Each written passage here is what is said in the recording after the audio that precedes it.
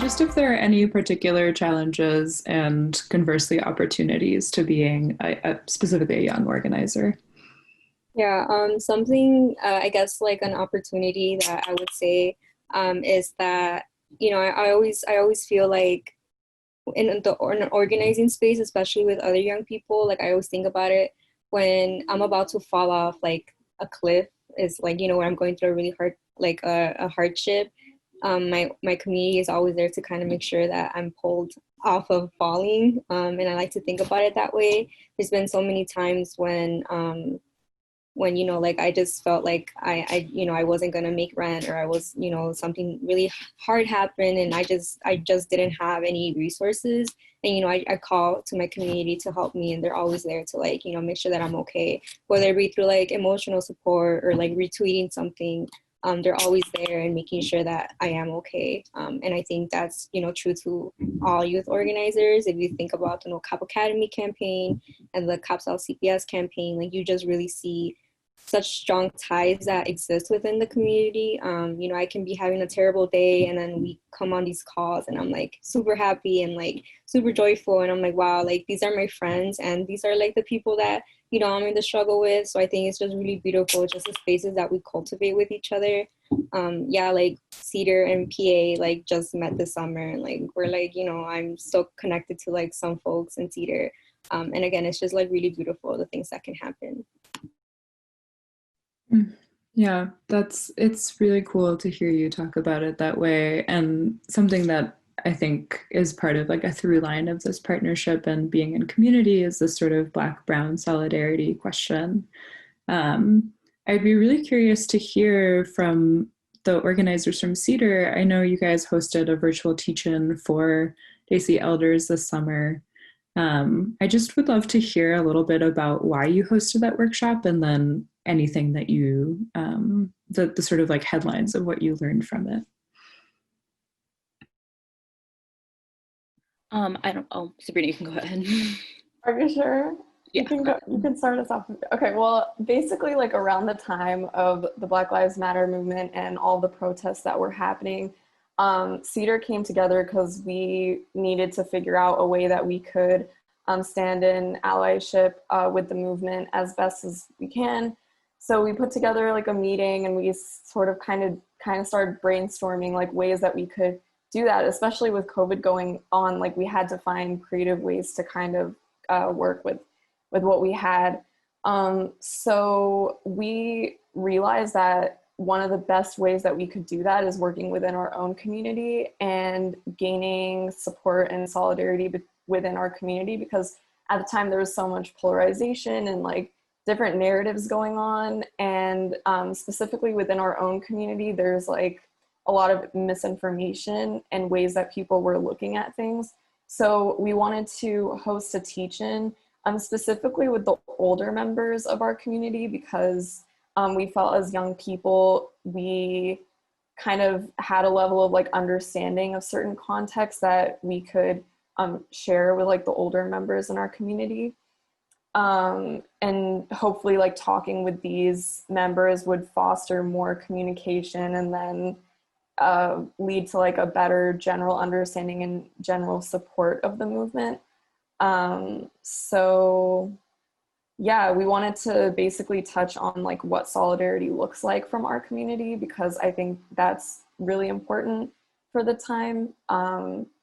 So yeah, I learned a lot from the teach-in actually, just because luckily I think we had a lot of people who joined who were who felt really passionate and identified also. Like we talked about the ways that like racism and the issues that were going on in the Black Lives Matter movement also affects us, and how important it is for us to stand in solidarity. And luckily there was a lot of like good feedback and support coming from people. So it really just fostered a really good conversation. And like what our hope was for the workshop was that that would transfer into conversations outside of the workshop. And like these people who are connected to other members in the community could then generate more solidarity between the Desi community and the Black community. Ronnie, if you want to like add anything, you can go ahead. I think Sabrina explained really well. Yeah, basically we just realized that like especially as a non-Black community of people of color, that we like really needed to step up and take some kind of action. And like Sabrina said, we realized that one of the ways that we can do that is just sharing the knowledge that we've acquired, and that there's a lot of like elders in our community who have very old like ways of thinking that are like not as progressive, but I personally was like really surprised pleasantly that there were a lot of people who were very like willing to engage in the conversation and learn more, and hopefully continue these conversations. I think, oh, sorry, go ahead. Just a quick thing I was going to add on. It was a lot of people, especially during that time, were seeing so much on the news and in headlines about what's going on in communities that might have been outside of like where they were living, like with the murder of George Floyd and Breonna Taylor and Ahmaud Arbery. And I think there was a sense of powerlessness where we're seeing this happen, and how can we really step in and join the movement? So that's another reason that this workshop is so helpful, because people had sentiments of, I want to help, I want to know how I can be a better ally, where can I donate, where can I, if I'm able, where can I go protest if I'm comfortable. So this was helpful because we could also give them those action items of, if you want to help, these are the ways you can help, and we could direct them to proper places to actually like make productive change. So that was really helpful. I think like, sorry, I'm just gonna add like one more thing.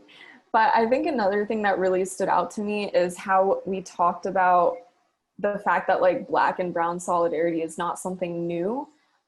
We looked at how that existed historically, and that we're like continuing this, where like we're gonna stand in solidarity with the like Black members of our community. And I think that that was a really important thing that like came up in the workshop, and was like nice to also learn about, that this isn't something that's new. This is something that has happened and is like going to continue to happen through the work that we're doing. So building off of that, you know, why would someone want to have a conversation about their politics or organizing with loved ones, right? Like, why is that sort of an important thing to do? And what goals might someone have in mind as they're going to conversations like that? I think for me, the hardest challenge of going to actions is coming back home and realizing that's there's no support, or that the support at home doesn't equate to the support in the streets and around these actions.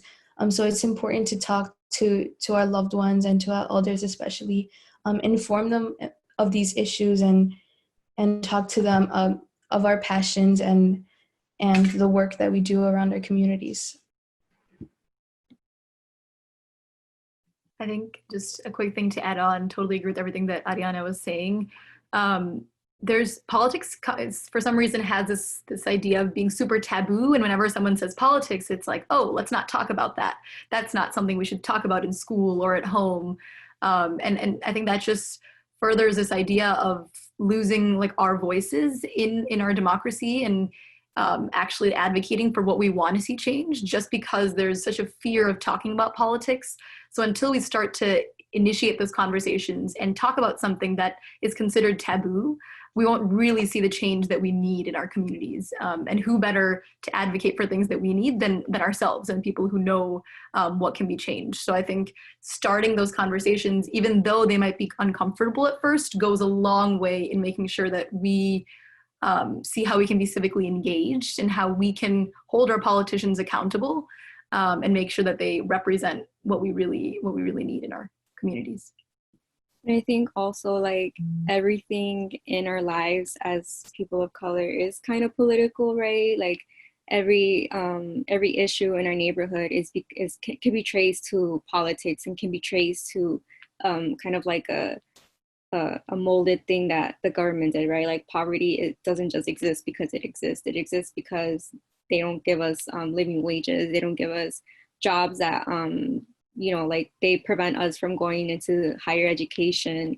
Gun violence is there because we don't have resources, right? We don't have mental health clinics. We don't have youth programs. We don't have youth resources. You know, one summertime Chicago is like great, but what about in the fall, and what about in the winter when young people are in school? We still need money, right?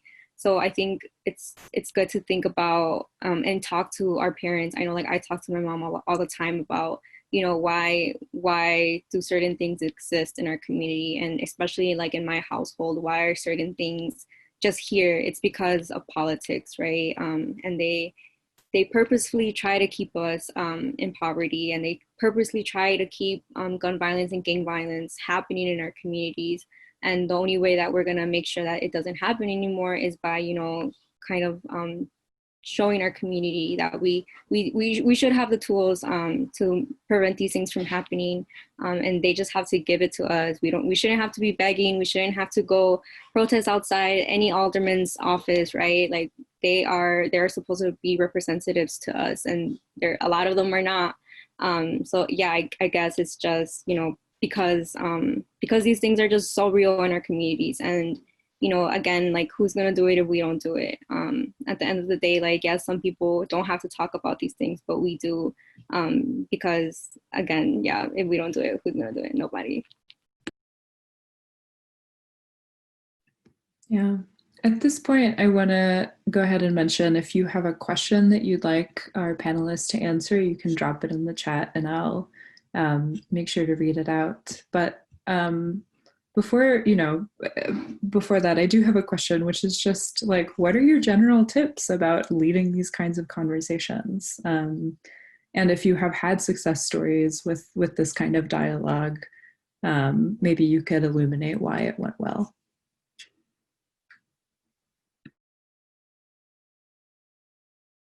I think one thing that's really important is going into these kinds of conversations with realistic goals, and like knowing your audience kind of, and kind of deciding what your goals are based on who you're talking to.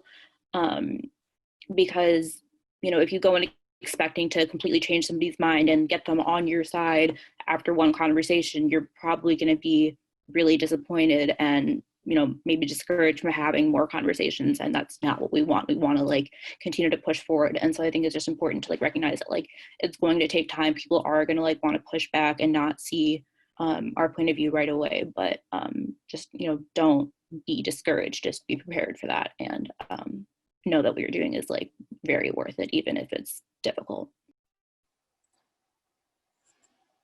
I think another thing is also coming into these conversations with the understanding that the reason that you're having these conversations is because they affect everyone, and coming from a place where like these issues that you're talking about and the issues that we care about is because they're affecting all members of the community. And what tends to happen when people are very like stuck in their own mindset is that they're like not seeing things outside of their own perspective. And it's important to talk to people and explain why like their perspective or their experience is not the only one that exists. And it's important to consider how these issues affect everyone and why it's important for all of us to care in the way that we do and take actions in the way that we do.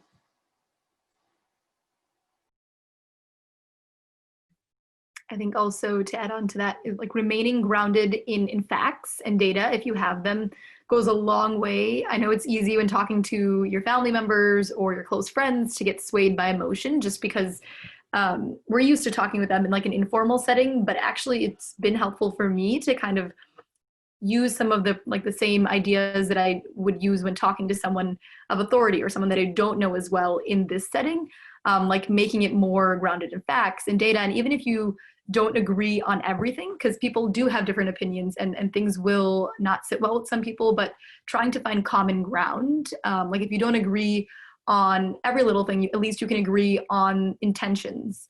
And so finding places where you guys can connect and working to build those goes a long way in eventually trying to change some harmful ways of thinking that you might see in people that you know well. I saw that someone talked about being like a young Mexican woman and not having much social capital in the family. I personally don't have police officers in my family, so I'm not sure how to navigate those conversations. But I do know that with my mom, it's been a lot of just sitting down with her and kind of like, you know, giving her examples of when police have like criminalized us or have criminalized my brother or just have criminalized, you know, folks that we care about and love in general. And, you know, talking about, well, would that have happened if, you know, if there was money, you know, put into mental health resources? You know, would young people have to pick up guns if we had all of these things that folks on the north side have, right? And it's always, you know, bringing it back to the issues that we see and that we face. And, you know, kind of like letting her know, you know, like this isn't right and it doesn't have to be this way. And I always tell her like, well, we don't know what we need to not need police officers. I mean, I know, I personally think that we don't need them now. But like, you know, like we don't know what that world looks like because we've never been invested in, right? We've never had an abundance of resources ever. Like our communities are purposely divested from ROM closed so many schools in the South Side. And where does that lead young people to go, right? What does that mean? What does it mean when, you know, we get one stimulus check in the whole pandemic, right? Like, you know, it just, so many things that have happened, so many things that we don't have that my mom can relate to, you know, as someone who is like a poor immigrant woman from Mexico, as someone who does have like a son who, you know, has been criminalized by the police, who has been pushed out of the educational system, who has gone through so many traumatic experiences. And I think just connecting it back to the things that we know and that we face and that we're experts in. And, you know, again, it's just an ongoing conversation. Sorry, that's my mom right now. I don't know what's going on. But yeah, I think I started organizing when I was like 15 and I'm 20 now. So that's like 5 years of constant conversations with her, with my dad. My dad is a little bit harder to work with because some men are just very stubborn. But, you know, it's, again, just constantly having conversations in a way that is filled with love, but it's also filled with ways that, you know, if she does say something really messed up, that I can tell her like, hey, like, that's not cool. How would you feel if someone said that about you? Or how would you feel if someone said that about us? And having her recognize that, yeah, like that is messed up. And, you know, again, like everyone else is saying, it takes time, but it's definitely possible. Yeah. For sure. I second everything that Carlette said. And I think one piece of advice is just to keep bringing these conversations to the table and keep, in a way, keep making your family members uncomfortable, because there comes a point where you don't have that support system or that group of people to then like reflect on or literally to vent to. So I think it's important to establish to your family members that you should actively listen to one another, ask each other questions, even if there's no common ground, and just go back to these conversations just so they can know like where you're coming from and like where you stand tall. But also pointing out injustices you see in your own like household, and limit yourself and create boundaries that can help like secure your space too. So for example, if you identify with something and you have a family member that doesn't necessarily like respect it or support it, I think that's the time when you like reevaluate those relationships and create boundaries within. Yeah, I really appreciate the comment about, you know, how do you have these conversations when you feel like you have relatively low social capital within your family or within a certain context. I also am really curious about the inverse of that, right? Which is like, if you want to talk with your loved ones about politics without it feeling like you're teaching or you're perhaps being a little bit condescending, if you have any advice around sort of striking that balance.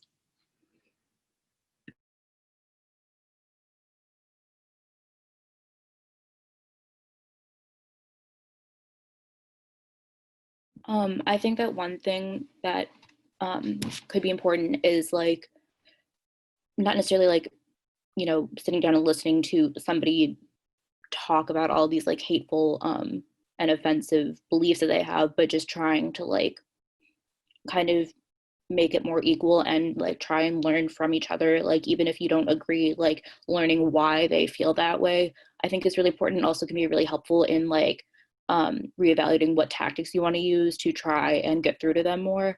So I think just trying to, you know, have like these like conversations like kind of casually and regularly, so it's not like such a big thing, and I feel like that kind of takes some of the pressure off of it.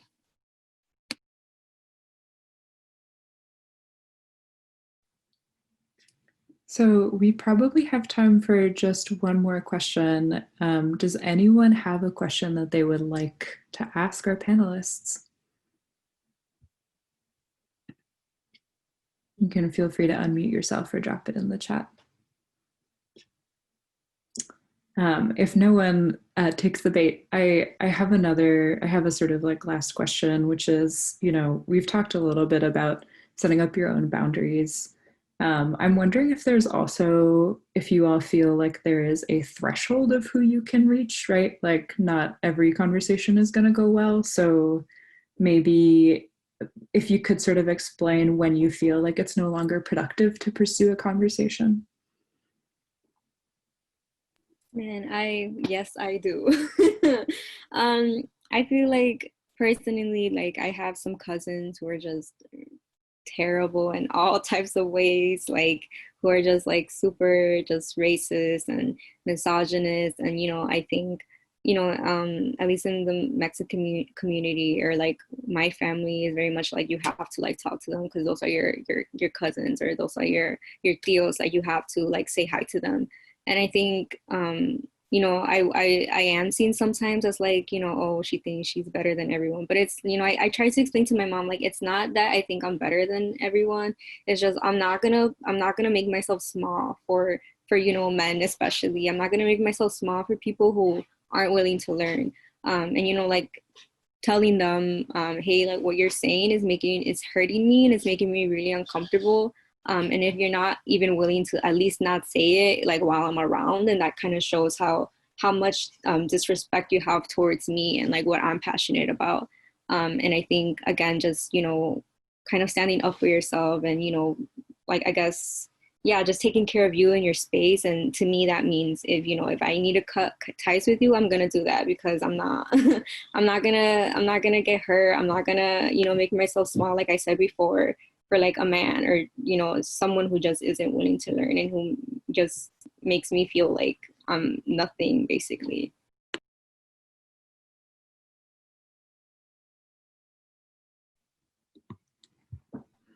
I think like also another thing is you know pretty quickly like when a conversation isn't productive anymore, and you just have to realize that it's like worth more of your energy to go and like actually take the action items that are necessary than like, I wouldn't say like waste your time, but just like try to convince someone of something that they're not willing to be convinced by. Like sometimes people are just not going to listen and they're not going to change their views, and like you have to accept that. Like and it's just like, and I think with time though, you can hope that they can kind of like change their mindset, and you're not going to maybe accomplish it within one conversation, but I think over time and like as you organize around these issues and as you kind of like show where you're coming from and why you do what you do, and how it's productive, like you can hope that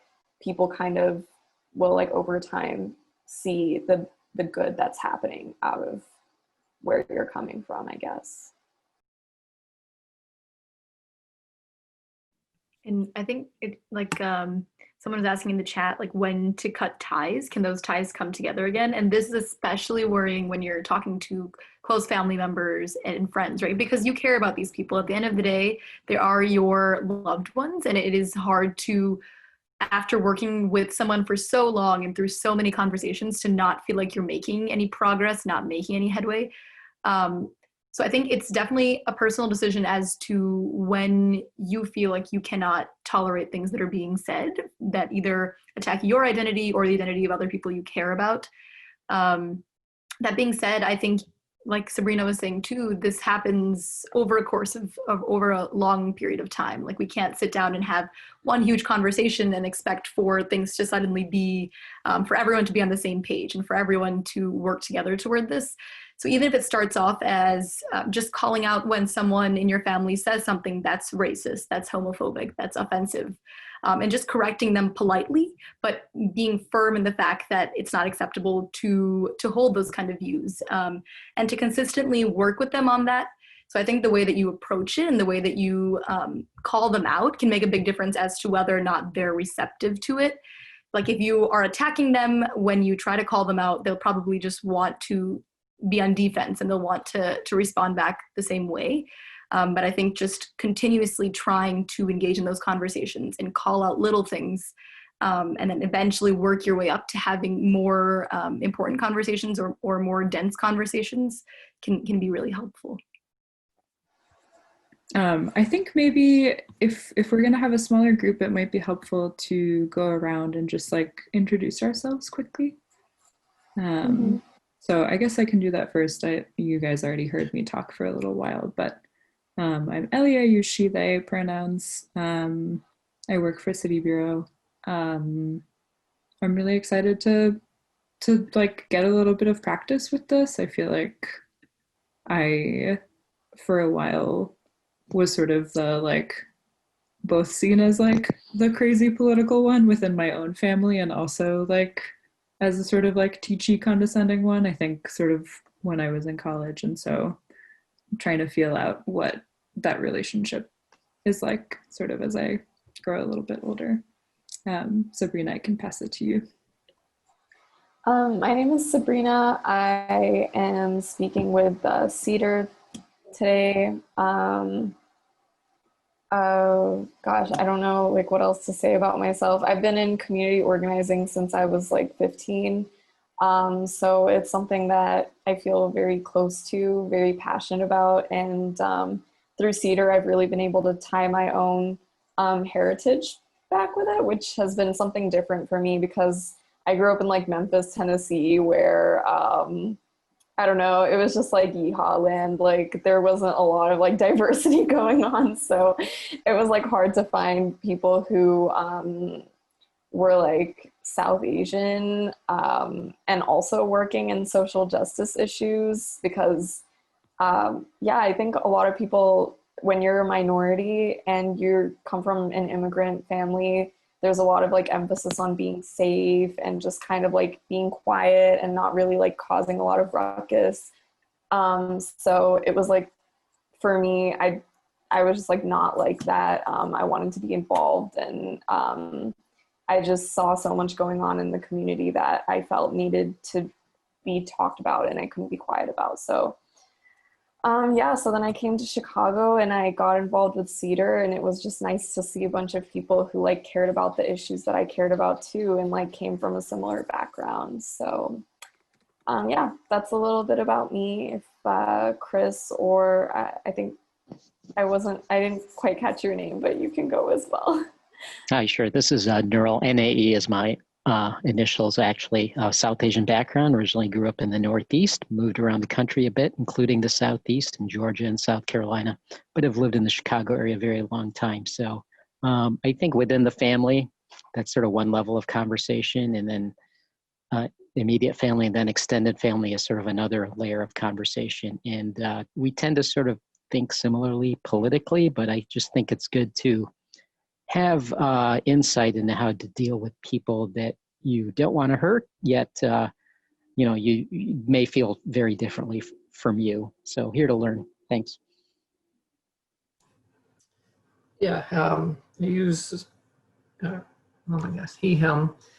I grew up in Georgia, just a cis white male. I try to stay in the background of these types of things, but I still want to learn.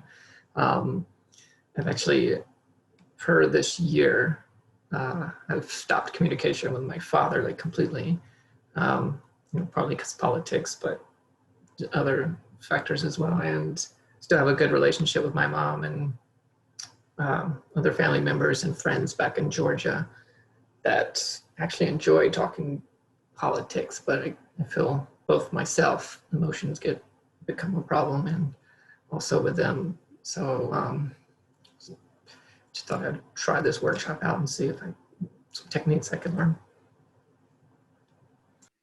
Cool. Wow, thank you so much for sharing. I hope this is beneficial to you, and I hope we can like learn a lot from each other. Yeah, I think it's really helpful to have a little bit of context as to where people are coming from, just because there's just so many different ways of relating to your family and your different political beliefs. So yeah, that's really helpful. Thank you guys for sharing. So Sabrina and I are gonna pretend to be, I guess, aunt and niece. And we have a little bit of like a seed of the beginning of a dialogue, and we'll ask for your input as we continue. So it's going to feel a little bit silly, but I think that that'll be helpful because, you know, I feel kind of silly when I talk to my aunt about politics, and I think it's good to wade in the discomfort. So Sabrina, I can be the aunt if you'd like. Okay, cool. So should I give the little like background blurb of like our conversation really quick? Yeah, I think we could also just get started. I think they have the little brief in the agenda, so we can just kick Okay, off. cool. Cool. Okay, so yeah, go ahead. Cool. So Sabrina, I wanted to talk to you about something. Okay, what's up? I saw on Facebook you were posting a lot about defunding the police and Black Lives Matter. I think you should be really careful about the political causes that you align yourself with, because didn't you see the looting that happened at the protests? I mean, it just feels like an excuse to commit crimes. All right, so that's like the conversation. How would you guys suggest responding to something like this?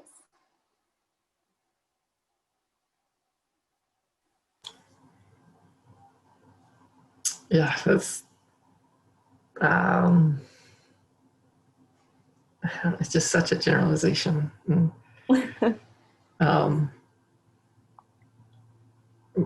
don't know. I wouldn't even know where to start with something like that.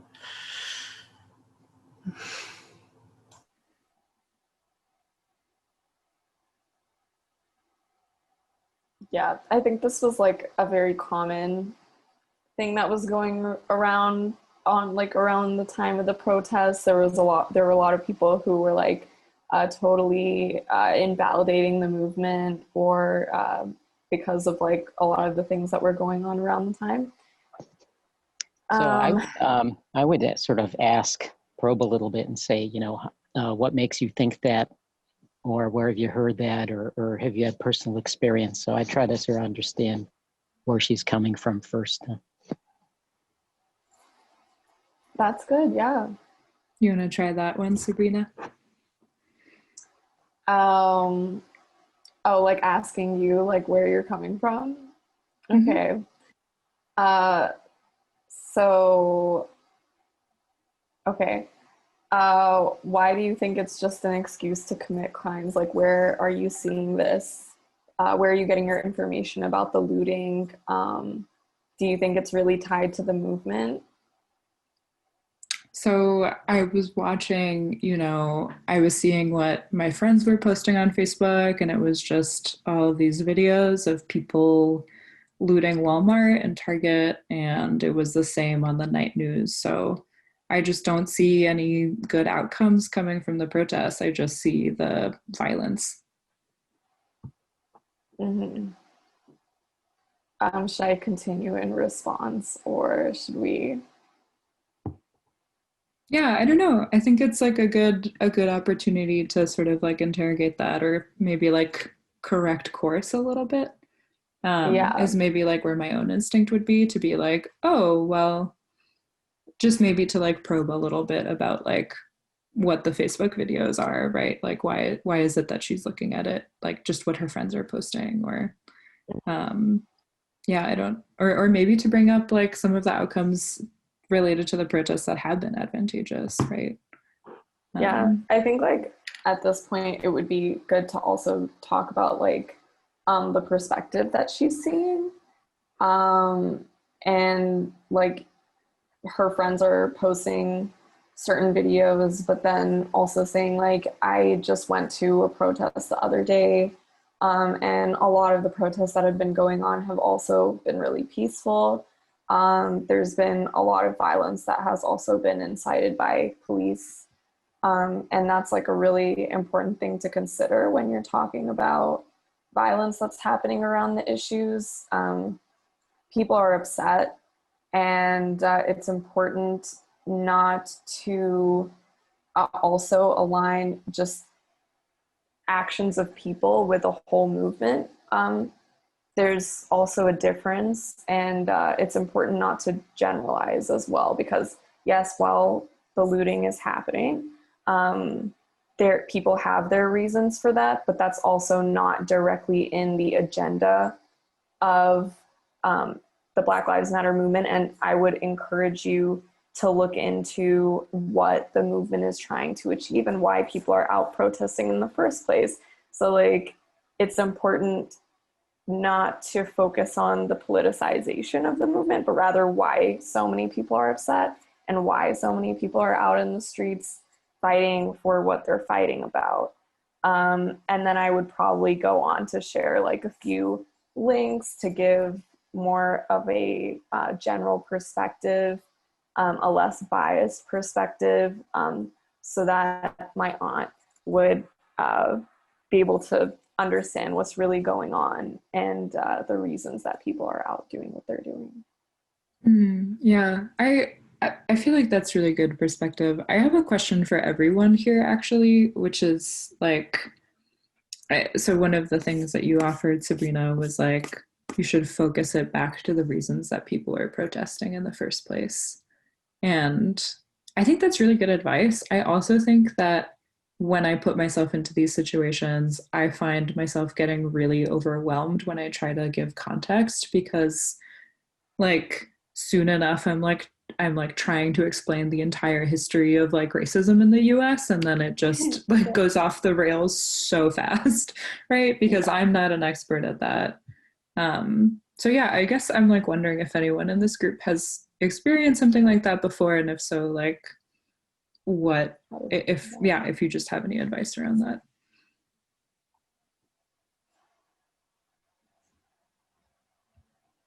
I have one, but I'm going to wait for everyone else to share it, then I'll talk.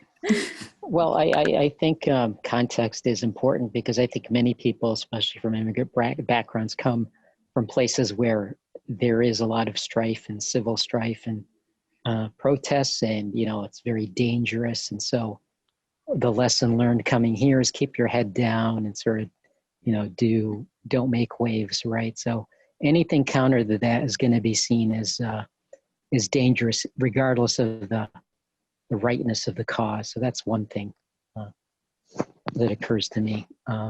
So that's one frame of reference. And the other frame of reference is that there's so much miseducation, much less lack of education on, the race situation in America. And even native-born Americans don't really have all the facts, much less new Americans. So plenty of resources there, but if you're content only to look at Facebook and think that's the be-all and end-all and don't really wanna, are not even open to doing research, then that's a barrier right there. So those are some initial thoughts. That's a really good point. Thank you so much.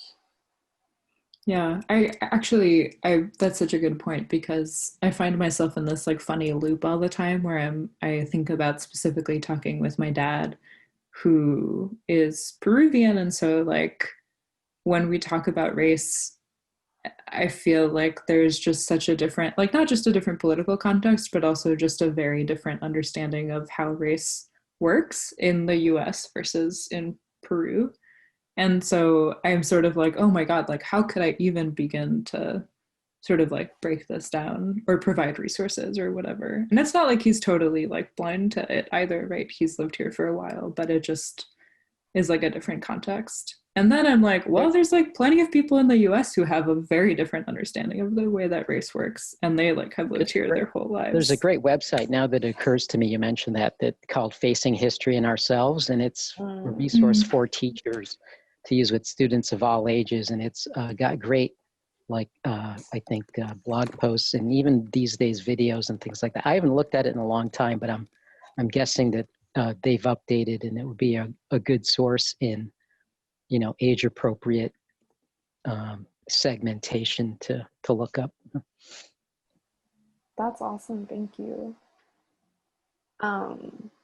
Yeah, I think another thing that comes to my mind is that it's important to have vulnerability in these conversations, because I think like both Ellie and Nira like are talking about how there's no way for you to fully have all the context either, and you have to understand where the other person in the conversation is coming from too. You're not going to have all the information. They're not going to have all the information, but it's important to focus on the things that are like right now and like the facts, like what's affecting you right now. Like, yes, there's a lot of context, and it's important to understand the context. But like we're all learning in this process as well. And it's important to like gain that level of like mutual learning where it's like, I'm being honest with you. Like I also am learning a lot, but like through my experience and through my time learning about this is like why I feel the way I feel, and like why I've come to this conclusion, etc., and kind of like explaining that process, and then urging them to continue their process of learning as well, so that you're not in this position where like they start kind of badgering you and you're like, I don't know, actually, like, how do I even begin to explain this to you? Like, no, like that's important, but it's also important to focus on like what's happening right now, and like why we should be mobilizing around these issues too. Yeah, I'm curious, Sabrina, like in this specific scenario, how would you explain why these protests are happening to someone who is sort of like coming into it with the level of understanding as like this like fake character we've written up? Yeah, so that was really hard for me because this scenario is actually like very tied to like my personal experience too, and it's like hard because a lot of my family members like don't even know what systematic racism is. Oh, okay, bye, Nura. It's Thank you nice for seeing being you here. and talking. Yeah. Thank you all. Bye for now. Take care. Bye. But yeah, they like don't even know what systematic racism is. Like it's hard to even begin to kind of talk about that, and that was an issue that I faced a lot as well. But kind of like sharing the information that I had and like how I have learned about the process in like, I guess like the way that I went about it, and maybe this wasn't as effective because the problem is like when you share videos and like links, first of all, people don't even like fully watch it. And second of all, like they're very quick to put in their own opinions to it and be like, oh, this is why I don't agree with this. So it's like a really hard position to be in for sure. But I don't know. I mean, also like, as I said before, people are at different levels and you also have to meet them where they're at, and they're not going to change over one conversation. So, and you're not going to have all the information for one conversation. So you could even like put a pin in it and be like, okay, let me look up a few things and get back to you. And we can like continue this conversation another time. And yeah, I don't know, maybe that's one way to go about it. Yeah, I mean, I feel like it's definitely a lot better than things that I have done in the past, right? Which is like a relative says something sort of maybe not specifically about the protests that we've been seeing over the summer, but we'll say something sort of similarly informed by biases that are not biases that I share, right? Or like are biases that I'm like actively working to rid myself of. And then they like, instead of being like, you know what, let me look it up and get back to you, I just sort of like barrel forward. And then it's like, we could have just de-escalated the situation, right? Like, and instead I'm sort of like taking the bait of like, I'm gonna be Yeah. angry about this because yeah. It's really hard because it's hard not to like become emotional about it too. And right when you start getting like riled up, the other person starts getting riled up, and then like that's right when the conversation starts becoming unproductive. So it's like really important to maintain your cool and just kind of understand, okay, like where is this person coming from? Why are they seeing things the way that they're seeing things? And yeah, I mean, also it's like the best people to learn from are the people who are uh, directly being like affected by this issue too. Like there were a lot of documentaries and like books that came out around the time of the protests that people were kind of passing around and being like, you know, educate yourself. And like the most reliable sources are like exactly people who are speaking for the Black Lives Matter movement. Like you could even be like, hey, like this workshop is happening. I'm going to it to learn more. Would you like to come with me to like learn more about it too? Because I've talked with like members of this community, and you know, these are kinds of the perspectives that are happening, and I think it would be really great for you to like also learn with me. Yeah, I love that tip. We've got maybe about 3 minutes left. Since it's just the three of us in the chat, I'm wondering, Chris, like, are there any specific scenarios that you were thinking about and hoping to get guidance around coming into this workshop? And if so, like, do you want to sort of like workshop that now? No, I mean, the example you worked through was actually had something very similar with like an aunt on Facebook posted something, and instead of like coming in level-headed, I was just like, oh, this thing offends me. It was someone kneeling, and then but it was like the imagery was like a slightly grotesque. So I was like, well, I'm offended by your imagery, but instead of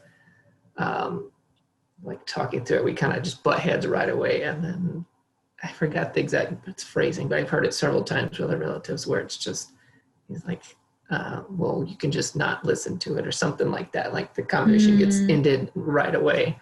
And I guess I was looking for a transition piece of, which I took a bunch of notes on what you're saying about like their perspective and things like that, which don't come to mind right away. But yeah, this was a good example actually to work through.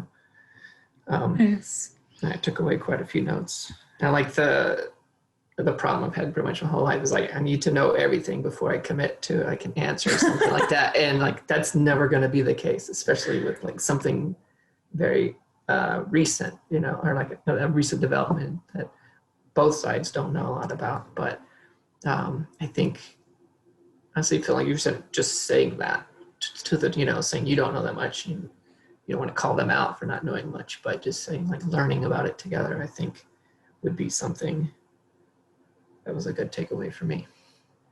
Yeah. I mean, I think it's like, it sucks to see something like that on Facebook and not like react angrily, right? Because it's like, it's so, I think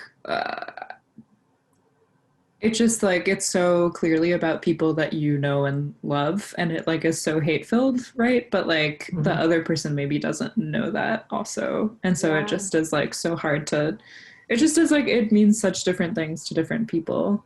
And like, I don't know, your aunt posting something on Facebook probably felt kind of like innocent to her in a way where the viewer might not be as willing to. Or they're just like, these are my views. What's wrong with me saying it? And it's like, Right. oh. Yeah. Yeah. But I want to thank you too as well. Oh, thank you so Thank you much. so much. For the whole presentation and the breakout. It's been very helpful. Good, No we're glad to problem. have you. All right, we'll go back into the main group. Bye, guys. Bye, guys.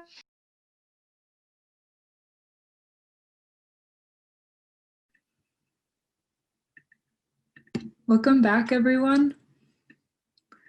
At this point, I think we're still waiting for folks to come back in, but I just want to open it up to have us reflect for a moment. I would be really curious to hear from folks how that experience was for you all, if you like learned anything from that, what felt helpful in those, if like the scenarios resonated with anything that you have gone through yourself. Want to open this up for a space to sort of like debrief and process the conversations that we were just in. And anyone can just unmute themselves and chime in. I'm just going to pick on y'all if you don't volunteer. I can share. Thank you. Yeah, we talked about a lot of experiences that we had with family particularly. And I think something that's empowering is that you don't have to talk to family if you've done it like a lot. I brought up my experience of the fact that like I've been having conversations about race and policing with my family for at least 5 years. Honestly, it might be a little bit longer. And so the idea of like having to pour more of yourself into like exhausting conversations that you have already been having maybe isn't productive, but also like finding allies is something that Ronnie brought up. And like you might have allies within your family that can help empower you to have conversations as well. Thank you for sharing that. Does anyone in that group want to like expand on that or share anything that they got away from the little breakout? It's also okay if you're a panelist and you want to share what you got out of the group. Well, we talked a little bit about violence and then whether, and also about, I guess is what I'm asking or commenting on here is about pulling away and tabling a conversation if it looks like it's going nowhere. And then how do you come back? You know, call somebody out at the time and say, I don't like that, or I don't agree with that, but let's talk at some other time. Has that worked for anybody?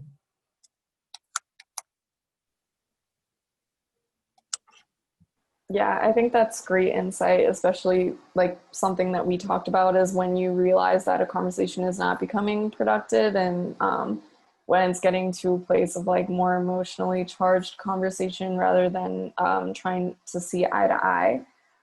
It's just important to kind of table it for the meantime and continue on when both of you guys can kind of be more composed. And if the person is like willing to listen to you, then great. But if not, it's really hard to continue that conversation. And it can just be more like emotionally taxing on you than anything else, which is never good. Well, and to whoever else is standing around, you know, if they're not really interested, so. I think just to quickly add on to that, tabling is definitely something that I have found effective. But I also think it's important to say that I would like to continue this conversation in the future. Like without saying that, that might implicitly come across to someone as, okay, we resolve this, we don't need to talk about this anymore. But making sure that you are clear with the fact that this conversation isn't over. I understand that we're not going to have it in one sitting, but I would like to continue talking about this sometime in the future. Just that disclaimer helps. Yeah. Also, like, I think when you show like your composure and like one of the reasons that politics is like so taboo to talk about is because of exactly what you were talking about, Scott, where it's like emotionally taxing to the person trying to say their views or like the people around. And when you kind of maintain your composure and say like, listen, this is getting to a point that's not being productive. And I really like appreciate sharing views with you. But I don't want to continue it if it's going to turn into like a fight or, you know, turn into something that it doesn't need to be. Can we continue this conversation when maybe like you're ready to have it in a more calm way, in a more productive way? And then kind of like referencing like a time that you guys could continue the conversation. But the reason for it being tabled is not because of what the person is saying, but how they're saying it. And making sure that the conversation around politics just doesn't continue to be this like really taboo, emotionally taxing thing that people have to deal with. Rather, it should be you sharing views with each other and learning from each other, and being more productive members of the society you live in, because these issues affect all of us. So it's really important to have these conversations. Well, you know, it's also useful, at least I find it this way occasionally, to make sure you're talking about the same thing, like the fair tax. I looked at my ballot the other day. I read the description of what the amendment is, and I had previously actually gone and looked at the wording in the amendment. And it was remarkable to me how the wording on the ballot was accurate, except that it left a lot out. And it really implied that it was going to be costlier for the rich and less costly for the poor. And yeah, that's the intention maybe, but what it actually says, it basically says you can do whatever you want, you know, as far as taxation is concerned. So, you know, if you're really not, if you don't have the facts at hand, or at least you have misinterpretations, and it makes it a lot harder, you know. But it's not always easy to go get the facts, you know, to go and track that amendment down and look at it, you know, takes at least a little effort. Yeah, I think that's why a really big takeaway for me from this is just to stop and ask a lot of questions to get really clarity on what the other person is talking about and where their viewpoints are coming from. Because I think like it's really easy to say something and have, like, especially if we're talking about politics, whatever they say might include like some dog whistles, maybe, depending on what your conversation sounds like, some like really loaded terms, like the sort of words that we use to talk about these issues have a lot of baggage to them. And so we might be making assumptions about what the person that we're talking to knows or intends to say when they say what they're saying, right? Yeah, I think that's a really good point. Did anyone else want to share something that they got out of their group? Did anyone have a successful dialogue? I'd be really curious to hear if so.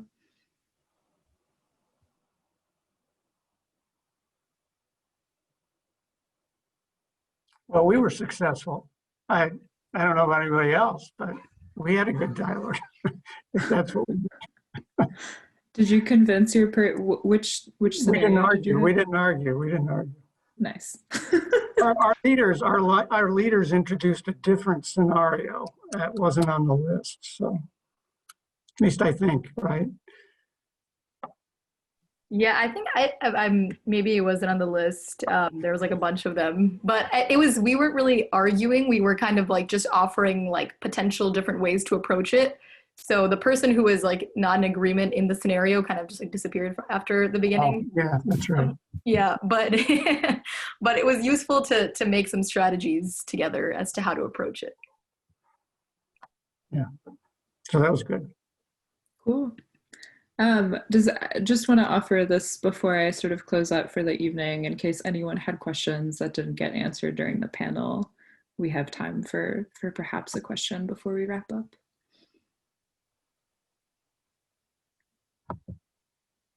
Well, did you have any, maybe it's already there, but do you have any references or any reading or podcasts or anything that you could distribute after the fact? Yeah. Does a panelist want to answer this question?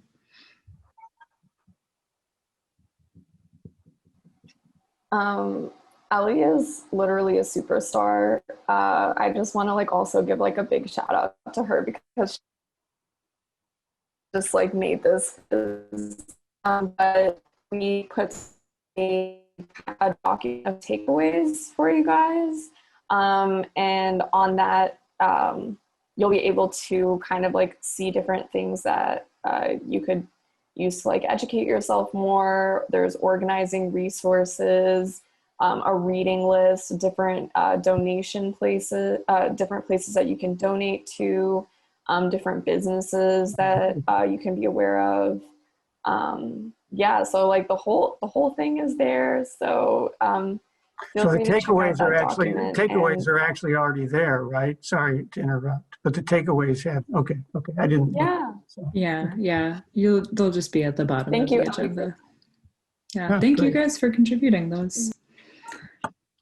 Cool. Well, I feel like we have come to a good wrapping point for the evening. I just want to take the opportunity to say thanks again to all of our amazing panelists, Ari, Carla, Sabrina, Ashwani, Rani. I just really appreciate the time and energy that you guys spent into making this happen. And I feel like the love that you put into it is really palpable. And I also want to shout out Bindu Parori, who is lurking under the Cedar account, who gave us a lot of help as we planned this event. So shout out Bindu. Before I close out the event, I'm wondering, Cedar or Pilsen Alliance, do you all have any shout outs that you want to give for your own organizations? Is there anything coming up that you would like to plug, either for Pilsen Alliance or for Cedar?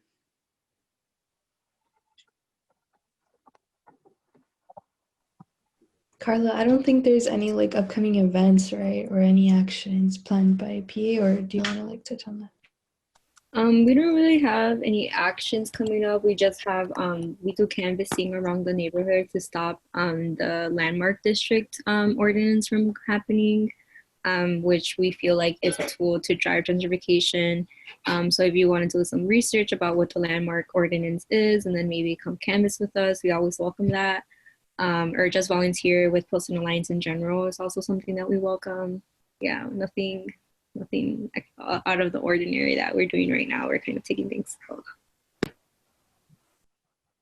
Cool. It is definitely a good time to take things slow. Go ahead, Rani. No, I was just going to say, I don't think that Cedar has anything coming up right now, but following Cedar on social media, and I think that the links to Cedar's pages are listed with the takeaways, but following Cedar, and I'm sure Pilsen Alliance on social media is a really great way to stay engaged and involved, because we'll definitely be posting things there as we have more actions and things to get engaged with. I just have a question that doesn't have to be answered now, but an observation. I covered for Documenters a week or so ago one of the Landmark Commission meetings, and they kept talking about how, you know, if you were going to renovate, you had to invest 25%. Nobody seemed to know what that meant. And so it would be helpful if there is material on that to, you know, get it out there somehow. Because there was real confusion, you know, 25% of the total value of your property, you know, I mean, that would make it pretty ridiculous. So just a thought. Cool. Thank you, Scott. I will make a note of that. Cool. And actually, Rani and Carla already gave my next plug, which was just to make sure to check out the takeaway section of the agenda. You can also, if you would like to stay in touch with some of the folks that were in this group or that you spoke to, there's a section of the agenda called Stay in Touch where you can also leave your contact details to just keep the conversation going and learn together, like we have been saying throughout the evening. And before we wrap up, I just want to say that this kind of conversation is really critical to the work that City Bureau does. It helps us sort of define our values in relation to the people that we serve and who participate in our events. And to keep that two-way flow of communication going, I'd love to encourage you to fill out the survey that's linked in the agenda that helps us shape our future newsrooms. And also, if you have a couple dollars to spare and the will to do so right before the election, to just give a couple of donations to both of the groups that are presenting today and also City Bureau. You can find info on that on all of our websites, which are, as we have said many times, linked in the public agenda document. And I think that's it for me. Thank you all once again for spending your Thursday afternoon with us, and I hope that we all stay in touch. Thanks, everyone. Thank you very much. Thanks, Scott. Thank you. Thank you, Ellie, and the rest of the City Bureau team for organizing this. It's been so nice to have this space to discuss.